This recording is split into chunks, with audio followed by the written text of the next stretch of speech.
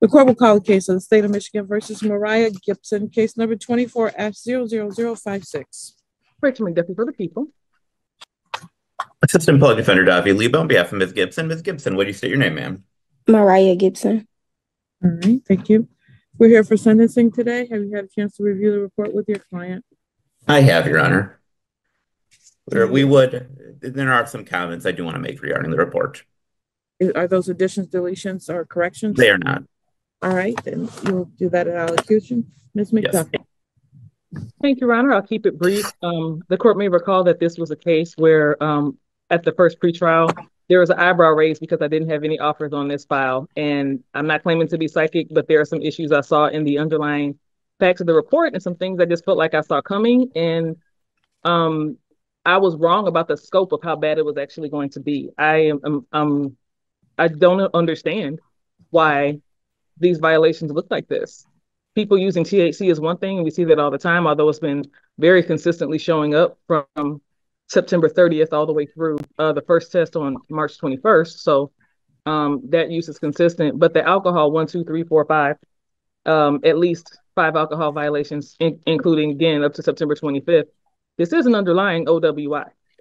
So I just... it speaks for itself. I agree with the recommendation, 24 months probation. I was going to probably ask for that if that wasn't the recommendation, but I think the needs are obvious here.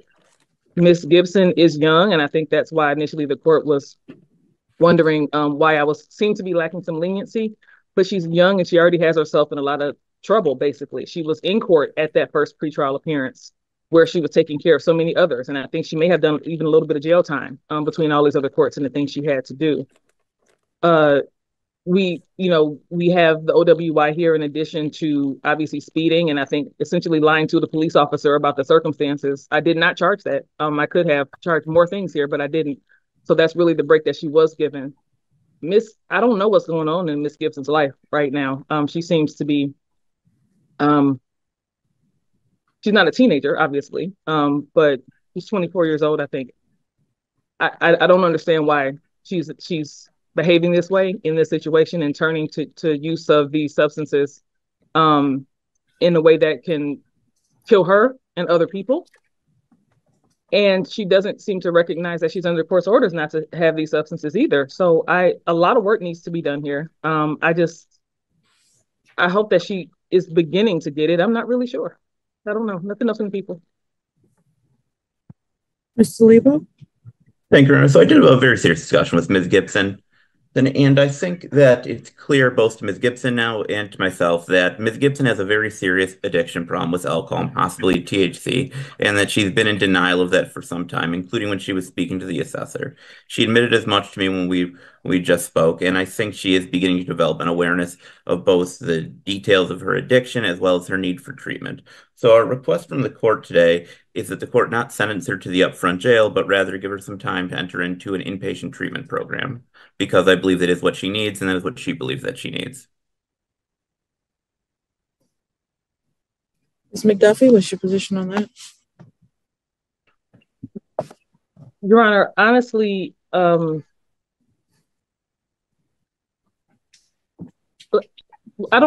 can't open the file. Again, how much upfront jail was in the recommendation? It's 30 days. I think that's reasonable. I think that's reasonable given the circumstances, the violation, and that Ms. Gibson. The only question I have on that is that which part do you think is reasonable? What they're asking for or the recommendation? Sorry, I think the recommendation for 30 days upfront jail is reasonable. And the only question or hesitation I would have on that is that I think the court has said before, please correct me if I'm mistaken, that it may take longer than 30 days in custody to get her placed somewhere. But I don't know if that's just for inpatient beds to open up or for outpatient. And I don't know what her, recommendation would be because she hasn't been assessed yet. She has been assessed, I think. So I think it's appropriate. I leave it to the court. Ms. Gibson, what would you like to say? So I know that I have been violating my bond by drinking and, consuming alcohol. It may not look like I'm trying, but to me, I am, and other people around me who know like where it all started and how far I came.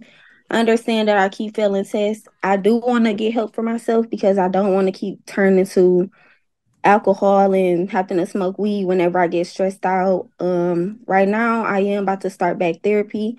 Hopefully that helps. I do want to do some type of treatment. When I spoke with the lady, she told me about a Dawn's Farm program that they have. I want to get into that. I'm working right now to get my insurance back active so I can't go back to therapy because I can't pay for that out of pocket without my insurance. So I am trying to do that. I definitely know I need help. Um, But like honestly, jail time is not I pay bills, like I can't afford to go to jail and have to do 30 days. I'm gonna lose my job, I'm gonna lose my apartment that I just and I'm trying to catch up on my bills here so I don't lose that right now. So I don't that's all I got to say. Did you think about that when you were drinking? Yes, I did, honestly. And it's like I want to stop, but like I get stressed out and stuff like that, and that's what I turn to.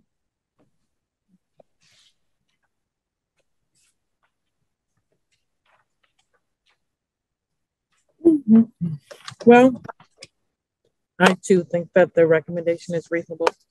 I don't think I've had anyone who violated my orders other than one other individual who is now in treatment, and she had to get in treatment before she could see what she needed.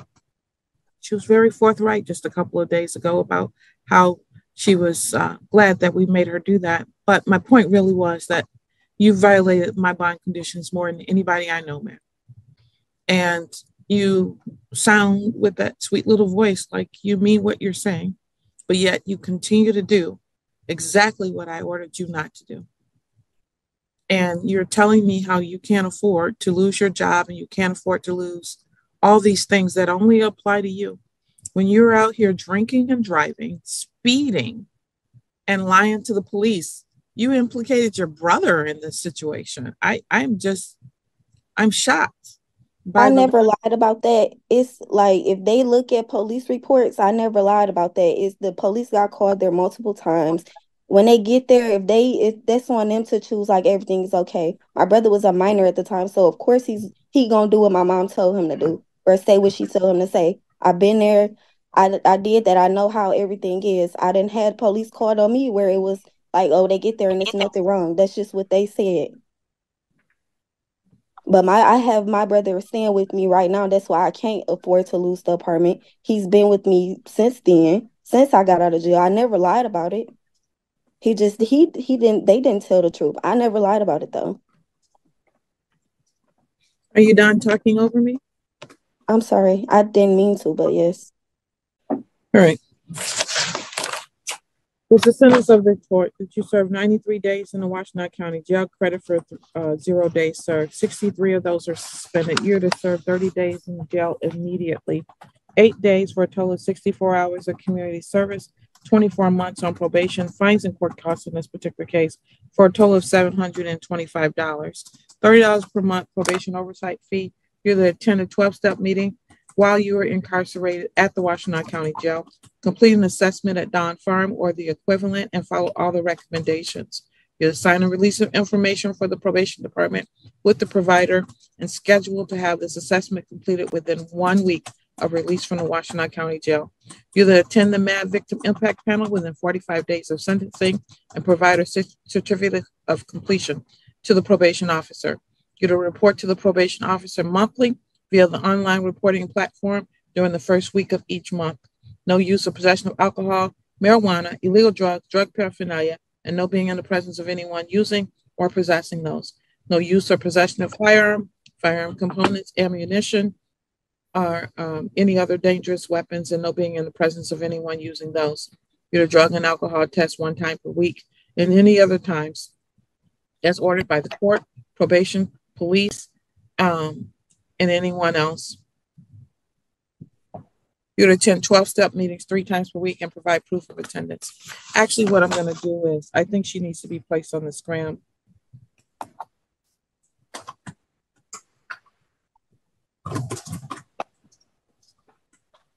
Which one? SoberLink gives you automatic results. Actually, I think I want her in SoberLink instead of scram.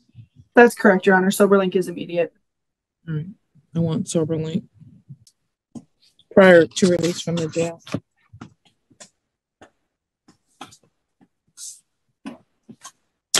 And you to continue drug testing 3 times per month. You to have no further marijuana now, unless you have a medical marijuana card. You to attend 12-step meetings 3 times per week and provide proof of attendance to the probation agent. I'll see you for a review in 60 days. So, well, let me say this. When can your client turn herself into the jail? Ms. Gibson? Can I wait till the work week is out for this week? Yes, ma'am. Tomorrow? Tomorrow? Yes, I get off at 4:30. I can be there by 5 because I work in Ipsy. You need to turn yourself in by 5 p.m. on October the 11th. Okay.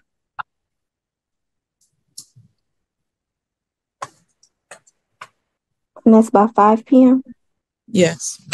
Or if you get yourself into treatment before then, I'll hold the rest of the 30 days in abeyance. Okay. You don't have to have like health insurance to do the Dawn's Farm program? I think they can help you through access. Mr. Lebo, did you give her the access phone number? No, Your Honor, I was just thinking about that, however, and I can send that during the Zoom chat right now. All right, Ms. Gibson, look in the Zoom chat. He's going to send you the info you need. Okay. And Ms. Gibson, you should call this number as soon as you're out of court case. Hopefully you can be in treatment before the 11th. I will. Ms. Gibson? Yes. I don't know what you need to do, but you need to not violate another one of my orders between now and the next time I see you. Okay? Okay. If you do, then you won't just be looking at 60 days. Okay? Yes. 30 days.